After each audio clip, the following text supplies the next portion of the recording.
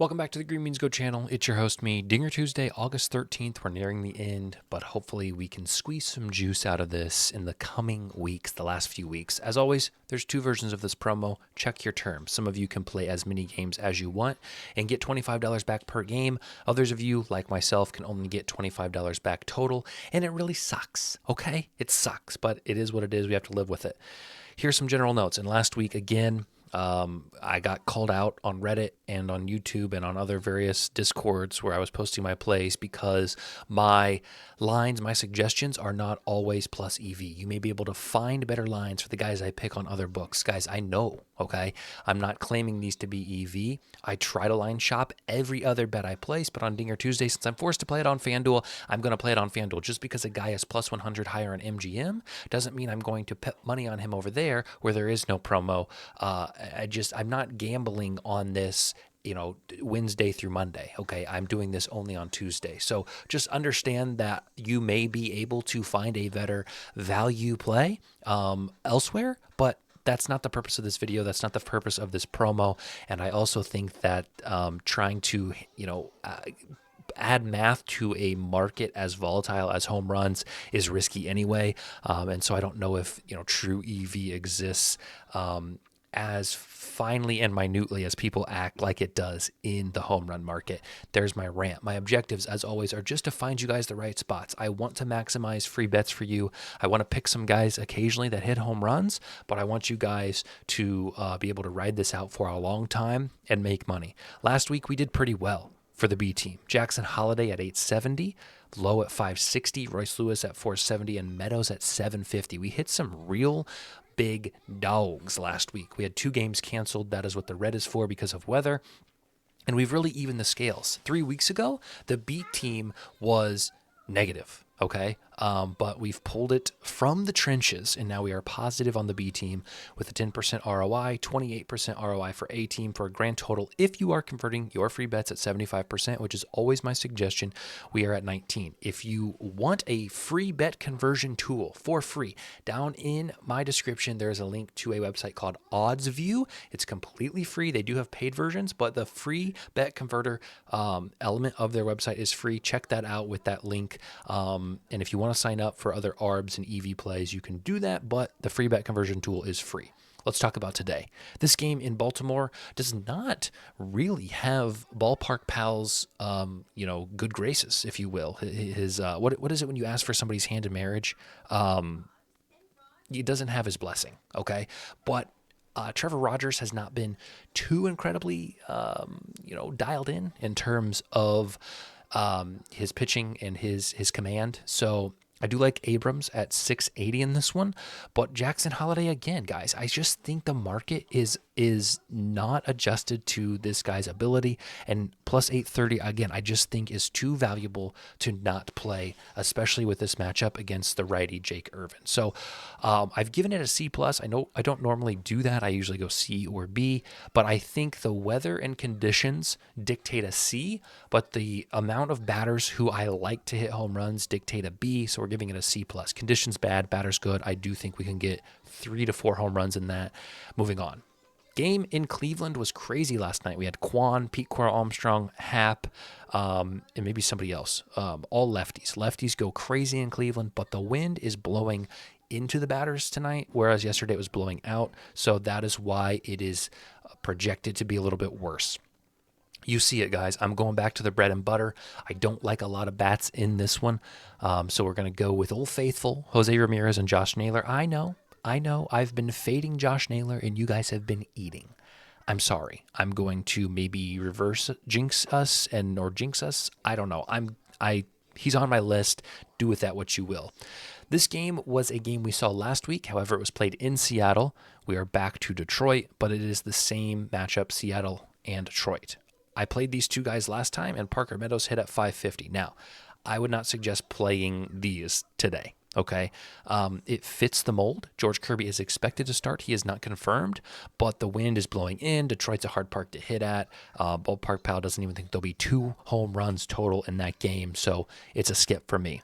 Here's some optimism. Okay, 3 home runs projected in the game in Cincinnati. There were 3 last night. I believe Ellie De La Cruz hit 1 and Spencer Steer hit 2. Candelario at 500 and Stevenson at 560 are my picks. However, Ellie De La Cruz, if you want to try him again, he has been on a tear, especially when he played in Miami 2 series ago.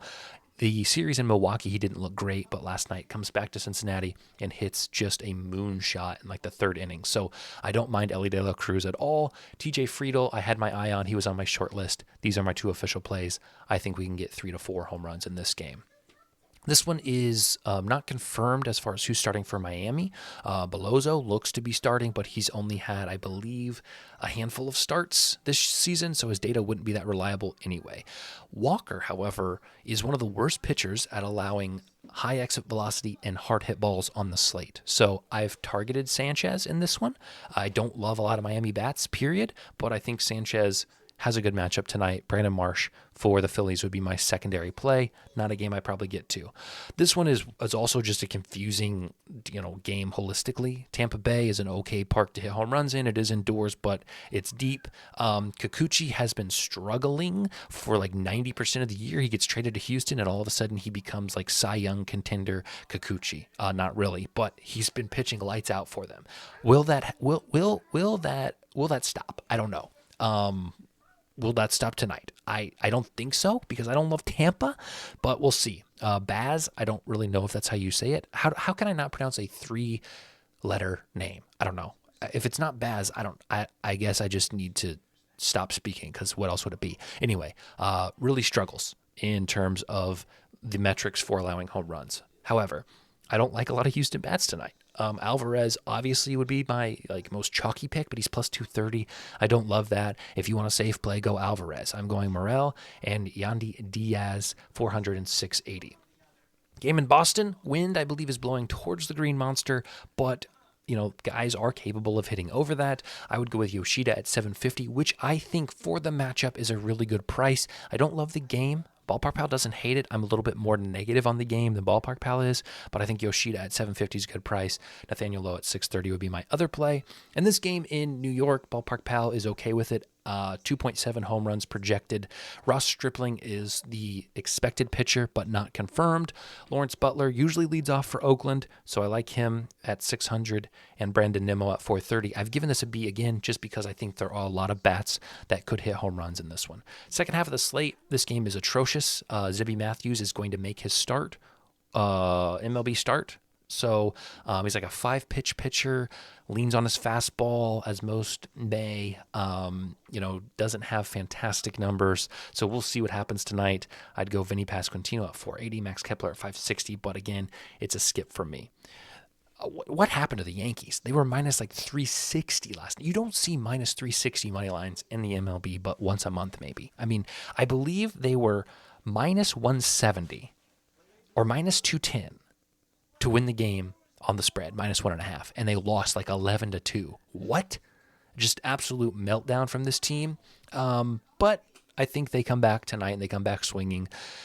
I don't like a lot of the White Sox bats, so I'm going to go with Yankee bats. Ben Rice is not listed on FanDuel, which is perplexing because I think he should definitely be starting tonight. He's not injured. Jazz got hurt last night, and so he may not even play, but he's listed. So just look out for Ben Rice. My guess is he's going to be 360, so I may not love the number, but we're going to stick with it. Alex Verdugo's in. Juan Soto's a good chalky play if you want a little bit safer. Game in Milwaukee. LA wins the game last night. 3 home runs. Betts hit 1, Ohtani hit 1, and I believe Contreras hit 1. Lux hit 1 to the warning track. So at 870, let's do it again. All right. If he's seeing the ball well in that park, we know he's got the power. Let's go Lux at 870. We've hit him in the past. And Freddie Freeman at 450. Again, Ohtani, if you want some chalk, that's fine with that. Game in LA, conditions are good, pitching is bad, and so we are optimistic. Spencer Horwitz at 560 and Nolan Shonowell at 870. Sorry guys, my dogs are barking. My daughter's over here. Okay, we're trying to make it happen. I gave myself 15 minutes to get this done, but it's not going to be perfect, and I apologize for that. Shonowell, again, not a guy who typically hits home runs, but does lead off, and I like him at that number 870 given the conditions, so we'll reach a little bit, especially since I think this could be a high-volume home run game. Game in Arizona, I think you just have to target Austin Gomber. No other choices, so I would go Suarez and Gurriel. But again, I'm probably not going to play it. This game, why does it always happen in the second to last slot? This is going to be the third week in a row that I'm giving the same exact warning. The first week it hit, the second week it hit. Here we are again, and it's with the same. No, it's not with the same team. Last week it was Detroit. Okay, this keeps happening. I don't know what you want to call it. All right. Ortiz is pitching for Pittsburgh.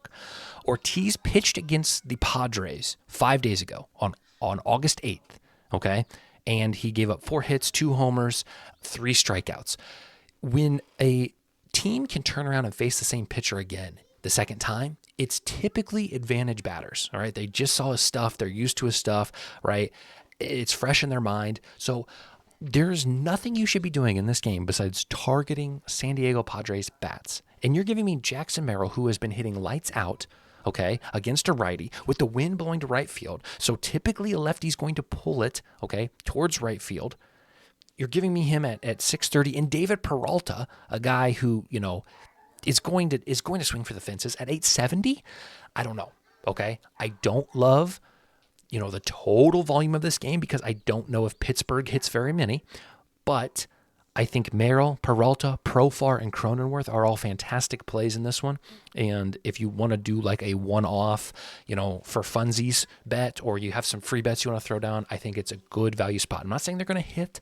I'm not saying we're going to go 3 for 3, but I'm saying the stars have aligned, okay? And when I have a read, I'm going to share the read. All right, this game, I don't like San Francisco. I never play San Francisco. We do have the Soler revenge game. He plays for Atlanta now. So, you know, if you like storylines, you want to bet revenge games, go Soler. Austin Riley, I don't like either just because I don't like the game. If you want to support me, I'm not going to make you, I talk about how you can support me by spending money, and I hate it. I feel guilty. I don't want you guys to have to spend money. I don't want to be a tout. I don't like that. Okay. So if you want to sign up with a new sports book, okay, FanDuel, DraftKings, Caesars, BetMGM, whatever, and you don't have it already, you can go to the link in my bio, the Bet Stamp link, and you can sort by your location, okay, whatever state you're in.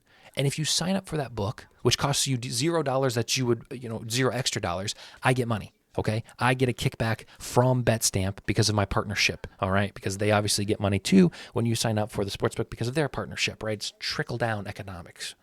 Yikes. The easiest thing you can do is watch my other content, right? Like I get 1,000 views on this video, typically, and then I post a video about, you know, other generic things and I get 36 views, right? So if you are interested in other sports or things I'm talking about, flip it on, all right? Give it a chance, guys. I am trying to grow this channel, and maybe I suck at it, but hopefully I get better. Hopefully I can entertain you in other avenues and make you some money. So looking at the whole slate, obviously game in Cincinnati is a target for high volume home runs. A lot of you are going to play Naylor because it's Tuesday. I don't think Jackson Holiday is a bad bet at that price. Morel is kind of tantalizing in some fashion. Yoshida at 750 looks good.